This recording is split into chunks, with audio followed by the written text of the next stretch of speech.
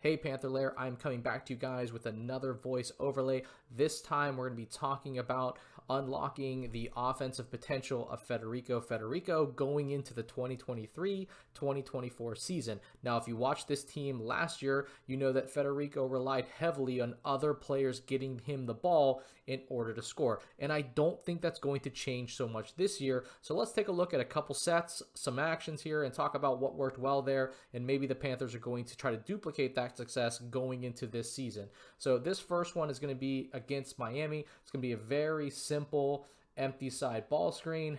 Federico sets an inside screen.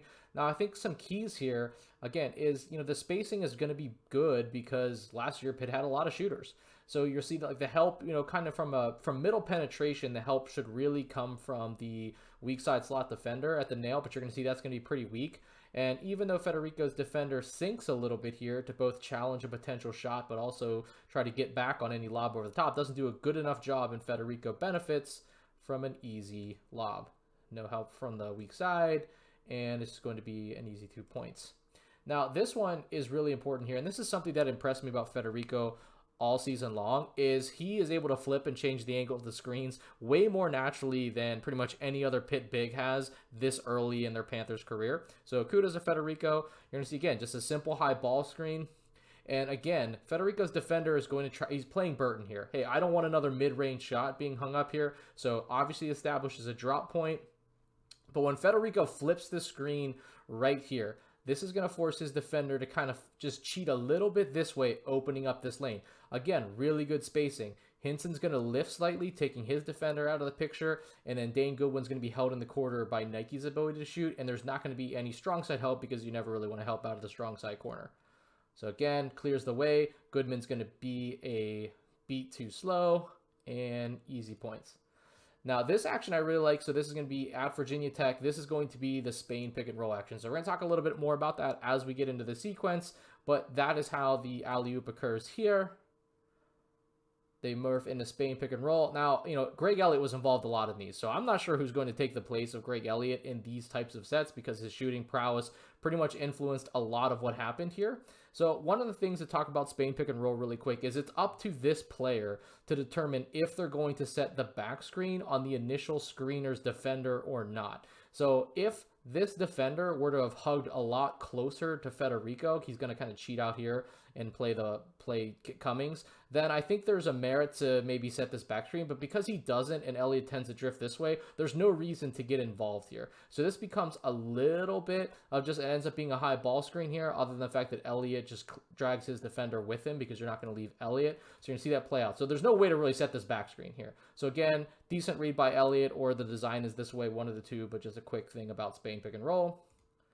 Now this plays out here. Again, a drop point. He tries to meet him at the screen. That's not going to work. This defender's not going to leave. Mutz isn't going to leave Hinson. Again, you don't help out of the strong side corner. In fact, as this plays out, you'll see the defender takes a step closer to Burton because, again, that's not where you want to help from.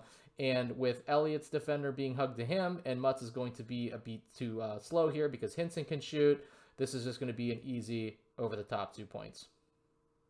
Now, I really like this set. I think when this game concluded, I wrote about this particular action. This is going to be zoom action, but the way that Pitt kind of gets into this is pretty creative.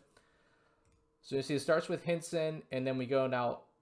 Cummings is going to go between Sabandi and Hinson, and then curl around Hinson into this dribble handoff to become zoom action. You're going to see how much RJ Davis has to trail here. Again, that's one of the benefits of zoom action, and what makes this different than regular ball screens is you almost guarantee to put the ball handler that ultimately receives the ball into a trailing position, unlike all ball screens. And plus, you just cannot ice the zoom action at all, really, as opposed to just regular ball screens, which you can.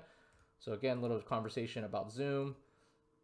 And so Davis, again, big-time trail. So now the decision is, he has a drop point here. Baycock was a little bit sleepy on this play, to be honest with you, in my opinion. So he's going to try to establish a drop point, doesn't sink fast enough. Federico runs free. No help coming from either the weak side here out from Burton, and you're not going to get any help here from what is sort of the corner. I mean, either way, the shooting is so good here that it holds those defenders. And just, again, an easy lob over the top. Now, that's not the only way that Federico got his points. I mean, those are very, design sets or simple actions. And I think Pitt will run enough of those that Federico is going to have opportunities.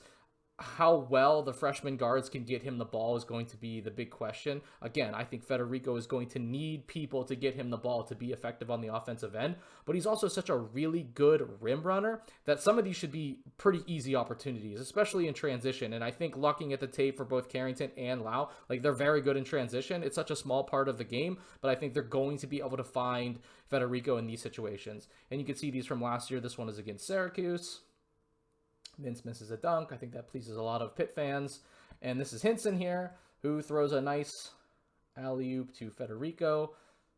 And then this one here against Louisville. One of the things I wanted to highlight too, and I think I'll talk about this also in the breakdown, is how Federico, let's just move back here a second, he seeks out contact on this shot. So I know that, like, Federico got a little beat up sometimes about his rebounding numbers, but I think he mostly tries to get contact here. He just wasn't as strong down low, but his ability to go out and get this rebound, I think there's still opportunity for him to rebound outside his area. I know we're talking about his offense here, though, in terms of other players unlocking it for him. Again, rim run beats everybody down the floor on this, and that's after he got the rebound and gave it to Elliott. And again, 2 points. So I'm pretty sure most of the guards and Hinson are going to be able to throw alley-oops to Federico. He's going to consistently be someone who runs the rim really, really hard. So I think there are going to be opportunities there. But again, hopefully Pitt finds ways to unlock his offense within actions and sets, because he's a really good roll target and a really good screener. I don't expect that to change, but also he's going to need some help.